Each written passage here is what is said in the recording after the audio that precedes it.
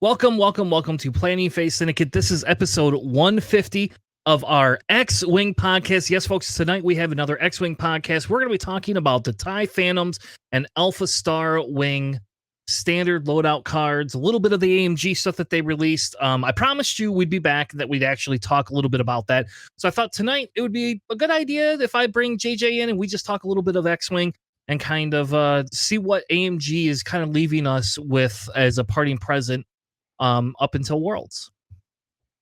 With that being said, please welcome to the show, Mr. JJ. How are you tonight, sir?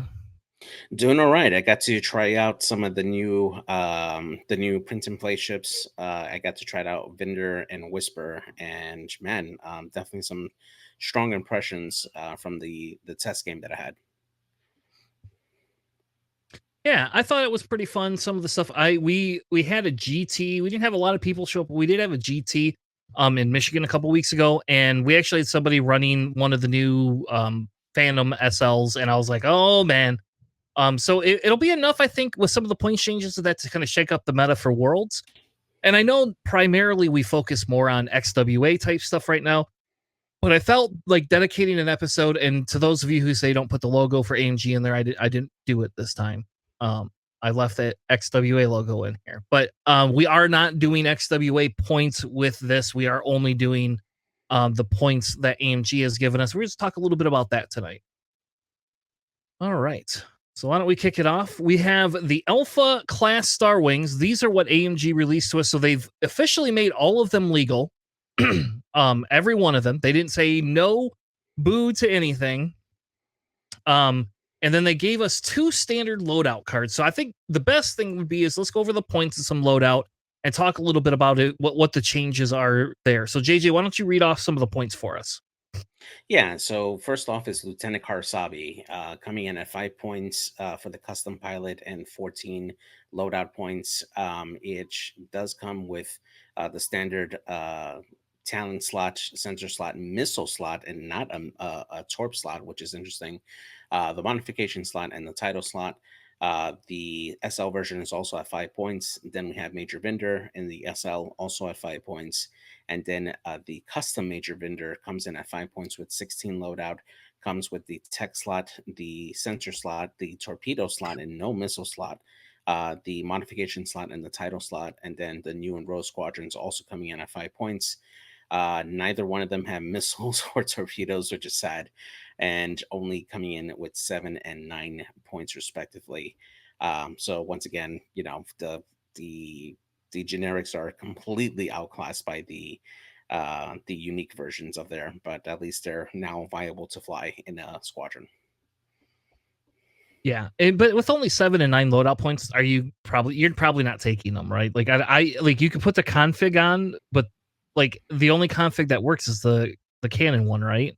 Yeah, exactly. The cannon one, which it's there's potential for it. I wish that they would have at least given it an extra like cannon slot so that we can run it with like sync laser cannon, and or even less effective though, but potentially like proton cannons, so that way that can be like a nice little threat at IE3. But unfortunately, just having a regular ion cannon slot there at IE3, probably not the best use of your points, especially at 5 costs. You're just better off going with Vendor or Karsabi at that point. Yeah. So it's funny because Karsabi only has the missile and Vendor only has the torpedo slot. Is that how it used to be? No, they both used to share one torpedo slot and one missile slot each, both, and then they would gain a cannon slot from the title, and now they split them to have Karsabi just have the missile, and Vendor have the torpedo. Yeah. Which I guess isn't the end of the world. I mean, one's 2 more points, loadout points. The other, like, I don't really know if it makes that big of a difference, does it? Yeah, I mean, to be fair, like if you're really looking for a really good, effective like torpedo carrier or a missile carrier, you can definitely look at the TIE bombers. The TIE bombers definitely have a lot of good loadout, especially when you start looking at like um, at Farof, or sorry, not Farof, Major Tomax and Captain Jonas and the other 4 pointer I can't remember off the top of my head, but they have the slots that they can equip either like barrage rockets, or they can do multi missile pods or diamond borer missiles, whichever you like. They come in cheaper. They're a little more squishier, but yeah, at least if you're really looking to fly those ordnance, you have those options in the TIE bomber. The major difference between the two is that this definitely can cover the field a lot better, especially with that slam action. But you're giving up those extra points just to have that extra mobility with the slam action. All right. And then let's take a look at the standard loadout because I think that's where I'll be honest, I was not overly impressed with some of these, but I will say that it is kind of cool to see a little bit more on the board for them. It does take away some of the different options like you used to be able to do. Hmm. But let's go through these cards. So we have Lieutenant Kasabi, who is a payload courier, right? A payload courier. So we have an Alpha Starwing that's a payload courier, I guess. Not a bomber, but a payload courier. And his text says when you perform a reload action, the chosen upgrade recovers one additional or charge. So that's pretty cool, right? So basically, you're going to get an extra energy charge over top of what you had gotten before. It also has the standardization of prioritize weapon systems. Before you engage, you may gain a string token to recover a disarm token or to remove a disarm token. So basically, instead of allowing you, because before it was you were allowed to shoot with a disarm, correct? That's how that worked. Yeah, exactly. Before with the title, you used to be able to still shoot your special weapons with the weapons disable token. The standard cards get around that by having this new text with the prioritize weapon systems at the expense of you gaining a strain. But it is before you're engaged, so you're still getting your full agility value if you're getting shot at by higher initiatives, and it's when you engage that you gain that strain to remove the disarm token. Yeah. So that's pretty good. I don't think that hinders him that much. We don't have a lot of swarms and low initiatives running around. I3 though is, I mean, it's a borderline one. But then it has proton torpedoes. I think the scarier thing is the fact that you could shoot both your proton torpedoes off, and if you're still alive after that, you could just take a disarm token and you get both your proton torpedoes back, Yeah, right? that's so good. Like, Yeah. like all right. I mean, I don't know. Like that seems pretty crazy to me. They also have what's called a saturation rocket, which I don't think we've seen before. Um, this recovers one a turn no matter what. It has 4 charges. It says attack, spend 2 charges. If the defender is in your front arc, you may spend one additional charge to roll one additional attack die. And this is a full frontal attack. So and again, this is weird. Like this is a weird design space, I think, for this. And then it says after the attack, you may spend one of your charges to perform this attack as a bonus attack against a different target at range 0 to 1 of the defender without paying the cost. So is this telling me that I can spend 2 charges, 3 charges to roll 4 dice, range 1 to 2, and then after the attack, after this attack, I could just spend one more charge to perform a bonus attack of 4 dice, or is it only the 3 dice? Yeah, it's just 3 dice. Yeah, because Okay. you won't have an extra charge to add on the extra um, die for that one. Yeah. So this is like cluster missiles on steroids.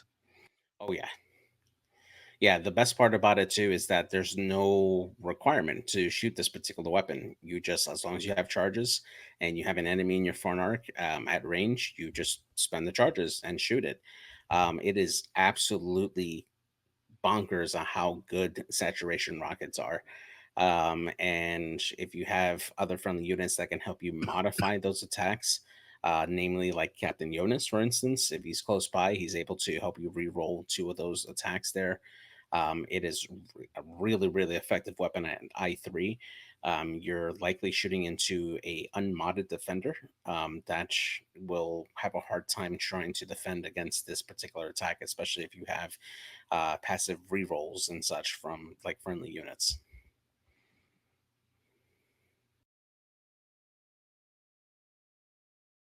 Yeah, I don't know. They also has electronic baffle, whatever. So you can you can also they still retain the slam action, so you could slam into a reload.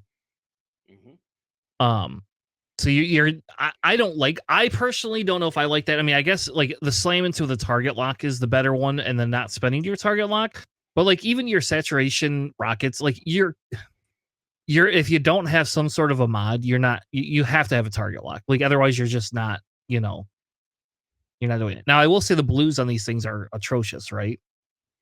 Yeah, the blues are not the best on here. Only having the 1 and 2 straight, and then the two banks to be able to clear stress makes it very hard for it to keep time on target if you're stressed. But having the hard 2 available and the hard 3 available make it nice to do that really wide turnaround maneuver if you need to slam, and if you already have a lock onto an enemy, and you've already spent some of your charges, you can essentially turn around and still have charges for you to reload, and then shoot off either a proton torpedo or saturation rocket, whatever you desire, onto that enemy. And it's just really strong. I mean, even if you spend a round where you use all 4 of your charges to use saturation rockets, you get to recover one at the beginning of your turn, and then with the slam into reload action, you get 3 again. So you can essentially do another saturation rocket shot, and you can pick and choose if you're going into just a single defender. It's still a 4 dice attack if you spend all 3. Or you can save that one, make it 2 3 dice shots if you happen to have another enemy at range. So it is just really strong. Love it. Yeah, and I will say like the difference here is this giving they're giving you with this like with the bottom key, you're getting that slant, you're getting a dual action with this, whereas you Hmm. weren't with like in the old versions you were not. So, all Yeah. right, let's move on to Major Vendor. JJ, what does Major Vendor say? Yeah, so this is the I4 major vendor with the subtext helping hand. His ability is after you perform a missile attack, you may perform a bonus cannon attack. While you perform the bonus attack, you may change one focus result to a hit result, and it does come with the same prioritized weapon systems. It comes equipped with long range scanners with a 2 charge non recoverable. It reads before you perform a target lock action, you may spend a charge. If you do, you may acquire lock on the object at any range during that action. Then it comes with an ion cannon, and then a heavy plasma missile, which is another ordnance that we haven't seen. This one requires a target lock, and you spend a charge to perform the attack. After the attack hits, the defender loses 1 shield. And it is a 3 die attack at range 1 to 3, which is different from regular plasma torpedoes. The biggest thing for this one here, and I flew this in my locals this past week, is that heavy plasma missile can be absolutely great, especially if you're going after a low agility ship that is likely going to take the damage. This thing hits like a proton torpedo. Basically, you hit it, and they automatically lose that shields after it hits, and then they have to suffer the damage. They can't cancel crits first like you could with plasma torpedoes, so they're still taking the hits first, and then the criticals go in, and then after you perform that attack, you get to do the ion cannon shot as the backup there, and you get a free mod on top of that using the ability for Vendor, which is really really strong. Yeah, and it's kind of the same thing. Like you, this one, I don't know. The only time you're ever getting the disarm token is if you're reloading one of your missiles, right? Hmm. That's the only Yeah, time you would, exactly. because you aren't able to reload that long range scanner, right? No, not at all. Okay, that's good. Yeah, and the important part of it is the timing on long range sensors as well. Like obviously you're going to do that turn one to set yourself up for a double mod. But when you start getting into the scrum, if you're unsure you're going to be within range 3 before you declare that action, you have to make sure that you actually spend that charge in order for you to be able to use that ability, because once you declare the action, if you don't use that ability, then any ship that's beyond range 3 would not be an eligible target for it. You can't measure and then choose. You have to choose first, and even if that target is within range 3, then then you have that down there. So All right, fair enough. Let's move on to some TIE Phantoms. Here is our TIE Phantoms. We have a couple of different things. We have all of them becoming legal again, right? They did kind of the same thing. It's weird that the test pilot and the squadron ace are different costs. I'm a little confused by that. The It's worth one more point and gets a talent, so it's like higher cost than any of the other ones. So I don't think Sigma Yeah. does anything, does it?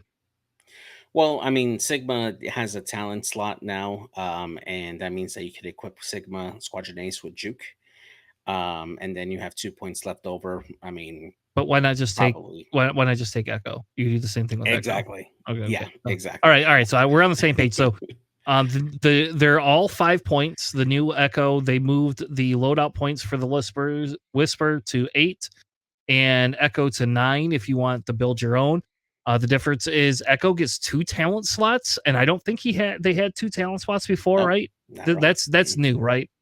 Yeah, Um, and then other than and then the different and the Whisper gets 2 mod slots. Not that you have enough loadout to load shields or anything, but um yeah. I don't know. I haven't played with a build your own yet. Because I didn't know, like, the other ones just seem better. The standard loadout card ones seem better. But I don't know. If you're building your own Echo,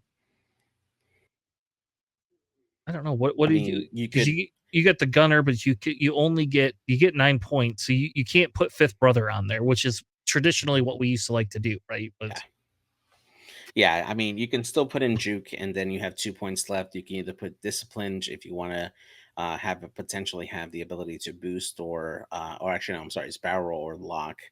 Or you can go into the gunner slot and put in um, BT gunner, and get crits if your opponent's stressed, or just put in a targeting computer and have 1 point left over for like marksmanship.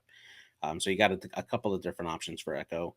Whisper is interesting because yes, it only has 8 points, but you do have the potential to put in like a target lock, and you could put in angle deflectors. Yes, I know that it lowers it by one shield, but you're crazy. giving giving Whisper a reinforced token with 2 dice and an evade makes it super hard for you to put damage onto that ship. It's going to be able to reliably tank shots, making it hard for you to get through shots. So it's definitely something that you could consider, especially if you have a cheap coordinator on the board, like a Reaper or something like that, that can get that coordinate off early and provide it with that reinforced token or focus, whatever you need. So that is an option on there. It's a little bit janky, but How yeah, hold on, how do you put angle deflector? Oh, it's a mod slot. Yeah, I see. yeah. I don't know. I don't know if I'd do that, or that seems silly. Yeah, I mean, think about it. I mean, you already getting the free evade right from the decloak, and then Whisper's ability is when he hits, he gets another evade token on top of that. So now you got 2 evades and a reinforced token on Whisper. I mean, that's pretty tough for you to get some damage through, I think. Fair enough. All right, let's look at the standard loadout cards that we got. So do you want Whisper or do you want Echo? How about that? I'll talk about Echo here because I Okay. absolutely like this ship a lot. So we got I4 Echo here. Its subtext reads copycat, and it comes with 1 recurring charge, and we'll get to that in a second. After an enemy ship at range 0 to 1 performs an action on its action bar, you may spend 1 charge to perform the same action, treating it as white. Now, this is really awesome because this gives access to Echo to boost. If your opponent boosts into range of Echo, you're able to essentially boost out. Same thing with barrel rolls, same thing with locks as well that aren't native on the dial. So this gives Echo a lot of flexibility. This is a far better ability than Zori and Resistance because you're not getting a stress for doing that particular ability. Absolutely great. Still comes with the Stygium Array chassis ability, which is after the cloak, you may perform a evade action, and at the start of the end phase, you may spend the evade token to gain 1 cloak token. Then it comes with Silent Hunter, and it reads: After you read the cloak, you may acquire lock onto an enemy ship in your bullseye, which is absolutely great, especially when we get down to manual ailerons. The next ability is Stealth Gambit. After a friendly ship performs an attack that hits your enemy ship in your front arc, if you are cloak, you may gain a strain token to remove your cloak token and perform a bonus primary attack targeting that defender. At the end of the engagement phase, if you are strained, gain an evade token, which is awesome. Like I had this happen to me. I did not expect it, and man, this just did damage. Now, it is important to note that when you're using Self Gambit and you remove that cloak token, it is not counting as a decloak. So you don't get to gain a target lock from Silent Hunter. But still, getting a bonus tag is always good. And then the two charge manual ailerons, it reads: while you decloak, you may spend a charge to use the two bank template instead of the two straight template. And that means that you can do the forward to bank, or use the side to bank, and you can decide to do backwards or forwards as you need to for the side one. So just so many options for Echo to be in. It's very tough for your opponent to really gauge where you're going to go with your Echo. Does take a bit of getting used to in order to make it really, really effective. But man, Echo can be great. It it's just a little sad that they remove that. I mean, I guess it's probably better to have the free action, right? I mean, because Yeah, you can take, you, if you think they're gonna barrel roll, if you think they're gonna focus, whatever you think they're gonna do. And here's the funny thing. Um, it says an enemy at range 0 to 1. So if they bump into you and they take a focus action, you could just take another focus. Or well, you can't take yeah, another one, but you could take a focus action, right? yeah, So, like, you could just take an evade action, so you have 2 evades if you know that other ship's gonna bump you, and then get a free focus token. Because 'Cause you're gonna yeah. Or decloak, you get your f yeah, evade, and then you take an evade action, and then they bump and you take a focus. yeah, exactly. And the other part of it too is that you can take an evade, then take on your regular, you could decloak, get your evade action from the decloak, move Echo, cloak, and then set yourself up for a bump. Your enemy comes in, they can perform an action, you can copy that action, and then as long as you have another ship that shoots that ship in front of you that you're facing, then you can decloak and boom, automatically get that shot off into that unit. And if it's a unit that's already limping with low health, getting that kill shot right there, so good. Alright, let's move on to Whisper. Whisper is got 2 charges on him, and it says, "After you perform an attack, you may spend 1 energy to perform a cloak action." So you can't be stressed, that's the major thing. Um, it has again, the Stigum array, whatever. They then have a talent called Without a Trace. After you gain a decloak, you may remove 1 red token. While you are cloaked, enemy ships cannot acquire locks on you. That's pretty good. We've seen that before with what is a thing that we've seen that one before? Oh, Kylo's. It's yeah, the cloak device on for FO. Yeah, Yeah. It also has relay system. After a friendly ship at 0 to 2 performs a target lock action, you may acquire a lock on the same object. That is broken. I'll just gonna tell you right now, that thing is so dirty. After you perform an attack that hits, you may spend a lock you have on the defender. If you do, another friendly ship at range 0 to 1 may acquire a lock on the defender, and it's acquire a lock, so they don't even have to have the lock action. So you have no way of getting a lock, but you run this next to Vader. Vader takes a lock every turn, basically. Vader takes a lock. Whisper gets a lock. Whisper doesn't need the lock. Whisper gives the lock to somebody else, and now somebody is able to, I don't know, maybe that Alpha Star wing here can shoot its saturations rockets or its heavy plasma missiles, baby. like yeah. double modded now. Like, come on. Yeah, and it's really good, man. So the list that I was facing was a Vader, Feroff, Whisper, and Echo, and you can essentially chain this, right? So Vader at I6 gains his lock, and as long as Whisper's in range 2, which my opponent always had a Whisper at range 2, Whisper was always gaining a target lock. and then Vader would shoot, and then Whisper would shoot, and as long as Whisper was shooting at the same target that Echo was shooting on, as long as Whisper didn't spend that lock, he at the end when Whisper performed that attack could allow Echo now to acquire that lock, and then Echo can decloak and perform a bonus attack right at that moment. So it is great.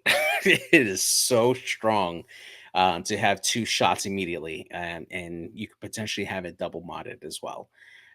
So it's so good. Yeah. I don't know. You also get the ability to perform a boost once a game, even if you're stressed. So Yeah.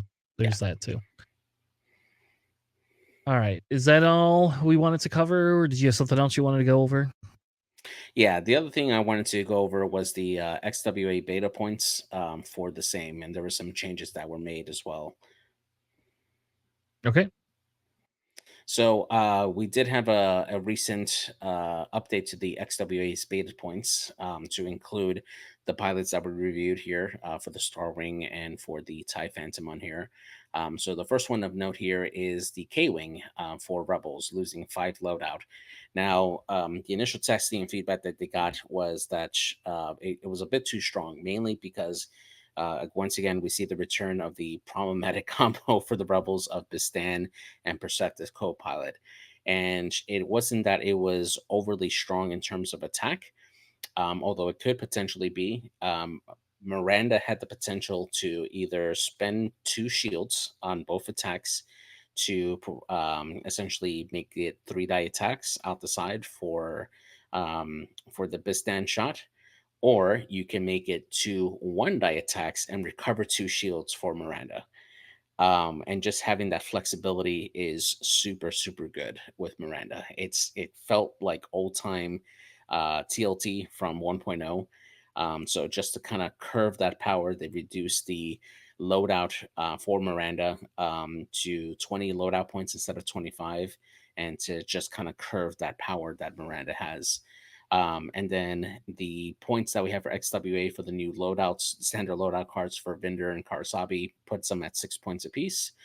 Soontir fell, lost a single loadout, and it did gain the configuration slot. So now you can decide to put on the standardized sensitive controls on it if you wish. But it no longer has the ability to take locks. Custom Soontir, still custom Soontir. He still has the potential to get focus evade on every turn if he needs to. But he's just not getting those double modded shots with like target lock and such. So I have a quick question. Is there a way to Yeah. give Sincere a target lock? Yes, Oh, Tracer. no. Okay, stop. Is there a better way to give Sincere a target lock, JJ? Like somebody could Uh, coordinate him, right? There's got to be something that Empire has, because there I has to be. mean, We can come back to that, but like there has to be something that you could do to break that, like to give Sincere a lock. honestly, the only and it's a really roundabout way, the whisper ability from the standard loadout, but that's happening after Sincere already engaged, so you're really just setting up for future turn. But beyond that, Or yeah, or or or you can run this lieutenant side, because this is XWA and the shuttle is 4 points. You can rent lieutenant side for 4 points, and that like he can coordinate. yeah, but he doesn't have the action on his bar, so that's the biggest thing. Without that single Oh, point, he can't run the targeting computer. So yeah, I see. So you can't. Okay, well that's stupid then. There's got to be a way to get him a target lock. yeah, yeah, and not having access to like Juke or Predator or whatever, he's a very fragile I4, or sorry, he's a very fragile 4 cost 6 ace or I6 ace. But hey, 4 points for an I6, still pretty good. I don't know. I don't know why. Just give me a 5 point Soons here with loadout. Yeah. So going down to the Punishers. So we got a little bit of a change here for Death Rain and Redline, which are the two named pilots for the Punishers. So they wanted to make Death Rain feel more as the bomber piece, as that's what the ability is for. So did end up taking away its torpedo slot. But it did still retain both of his bomb slots and his missile slots, so you can at least equip both if you need to. Redline, however, got an increase in cost, but it also gained an additional 8 points in loadout value. So you're able to still put on proton torpedoes with a bomb if you need to, or like a backup missile if you want to. And Redline is still able to double mod its shots, which is really, really strong. And then going down to the TIE Phantoms, the SL cards came in pretty high. So we got Echo coming in at 6 points and Whisper coming in at 7 points there. Whisper at 7 points feels a bit much for its ability. I think it would have been okay at six, but again, beta points, they can definitely change. We do have the return of the custom cards, which we have custom Echo at 4 points with 10 loadout, which is great, and then Whisper at 5 points with 13 loadout. And then we got the Indar test pilot with 4 points and 9 loadout, and then Sigma Squadron Ace with 4 points and 3 loadout as well. If you're looking to run those custom Phantoms there. And then moving on to CIS, this would be one of the other changes that they made. The 2 point back toy prototypes, the Siege of Coruscant versions, coming back to 3 points after initial testing showed that they were way strong as auto includes and 2 points for CIS. I mean, they were just tanky. And to be honest, after seeing doing some tests, just having access to Kraken or TV94. It just they were so tanky. They were really, really strong for what they can do, and it was easy for them to be able to trigger their ability to shoot ion missiles at I1. It kind of sucks not having them at 2 points anymore, but they're still 3 points, and they can still offer a lot of use They, for what they they can weren't do. ion missiles. They are homing missiles. Oh, So homing missiles. Yeah, sorry. Yeah, you're right. Homing missiles. Yeah, I don't even know who that person is. yeah. So, and then going down to the upgrades, just two notable changes here. First one is Kato Conics for the Resistance, going up 3 points. And if you're not familiar with Kato Conics, her ability is after you reveal your dial, you may set your dial to a basic maneuver of the next higher speed. And while you execute that maneuver, you increase its difficulty. Something we didn't see too much outside of like Poe or Ray, which helps you arc dodge a little bit. You can essentially dial in like a one bank and then change it to a two and still have it be white, which is pretty decent. Or if you put this on Cobanel, that also helps you out as well. Especially if you have like a R2 unit, basically just changes a blue maneuver into a white. And just helps you like avoid getting bumps and stuff so that we can coordinate as you need to. Not too bad. The next one here, though, was definitely really interesting. So this was static discharge veins going up 7 points to 12 points. And if you're not familiar with this, this is one of those banned cards that we had. This one reads before you would gain an ion or jam token. If you're not stressed, you may choose another ship at range 0 to 1 and gain one stress token. And if you do, the chosen ship gains that ion or jam token instead, and you suffer 1 damage. So really strong because if you have this on the one way I saw to break this was Scum Han, which could equip um he could equip Hotshot Gunner, IG oh no, sorry, Forlom Crew, and you essentially take two or ions for when you perform an attack. So that way you can stop your opponent from being able to spend a token of your choice. So you can call like evades or focuses.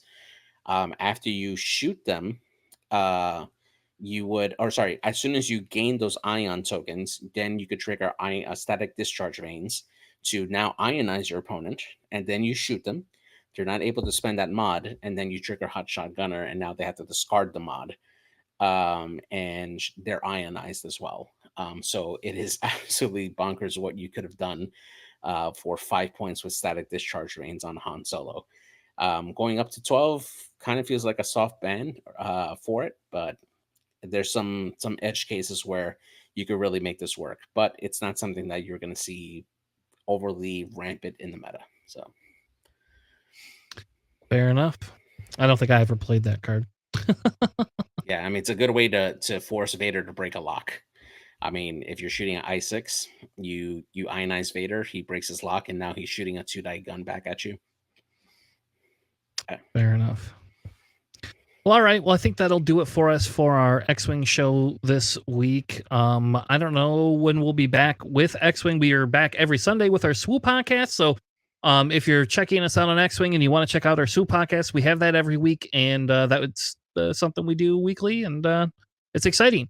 If you're tuning in for X-Wing stuff, we will be back. If you want, you can throw lists in our Discord. We go through lists again. We did that kind of before. I do know that we have a commitment with Paul Heaver coming up here shortly. Talk a little bit about Epic. So we're working towards scheduling something like that. It's just now the schedule is just going to become a little bit more chaotic, and JJ's job's going to become a little more chaotic because of the all the flooding claims and stuff like that it's going to happen from the hurricane. So we will see. So hopefully we'll be back in a couple of weeks with more X-Wing content for you. With that being said, absolutely. Thank you all. Have a good night, and we'll see you on the Flippity Flop. Have a good night, everybody.